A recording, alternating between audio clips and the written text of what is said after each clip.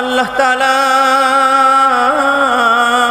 রব্বুল আলামিন, আমরা যারা হাত বাড়িয়েছি জানি না রে মালিক, এই জামাতের মধ্যে কার জানি জনম দুঃখী মা নাই, কার জানি বাবা নাই। আল্লাহ যারা মা হারা এতিম, বাবা হারা এতিম, এতিমদের মা বাবার কবর গুলা জান্নাতের বাগান বানায় দাও। আল্লাহ তাআলা রূহকে রেখে দাও সন্তান সন্ততি সহ এই জামাতের প্রত্যেকের উপরে রাজি আর খুশি করে দাও। আল্লাহ তাআলা আমরা কে কোন ঘাটে আটকা পড়ে আছি আপনার জানা আছে। আপনার কুদরতের ধাক্কা দিয়ে আমাদের বালু চরে আটকা নৌকাটাকে আপনি কিনারা লাগাইয়া দেন আল্লাহ তাআলা রব্বুল আলামিন। আমার অনেক ভাইয়েরা আমার কাছে দোয়া চেয়েছেন, প্রত্যেকের নিয়তের উপরে দোয়াকে কবুল করে নাও।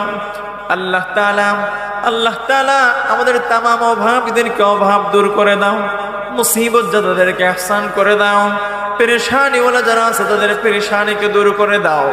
আল্লাহ তাআলা আমাদের মনের অসুস্থতা, তনের অসুস্থতা, চিন্তার অসুস্থতা থেকে আমাদেরকে মুক্তি দাও আল্লাহ তাআলা আমাদের পীর ও মুর্শিদ আল্লামা ফুলতনি সাহেব কিবলা রহমাতুল্লাহ আলাইহির রহপাকে হাদিয়া পৌঁছায় দাও। আমাদের মুর্শিদ আল্লামা বড় সাহেব কিবলার নেক হায়াতে সেহতে বরকত বাড়ায় দাও আল্লাহ তাআলা আমাদের সাহেবজাদাদের প্রত্যেকের নেক হায়াতে বরকত বাড়ায় দাও।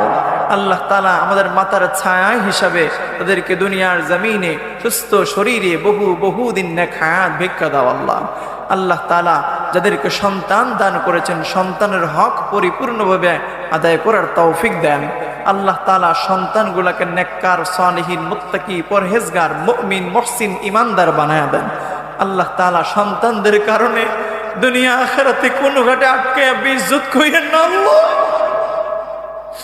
আল্লাহ। সন্তানের কারণে দুনিয়া আখিরাতে কোন ঘাটে আমাদেরকে আটকায়েন না আল্লাহ।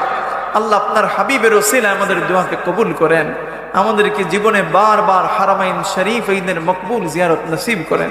যা কিছু আলোচনা করলাম আমাকে নিজে সহ সবাইকে আমল করার তৌফিক ভিক্ষা দান করেন।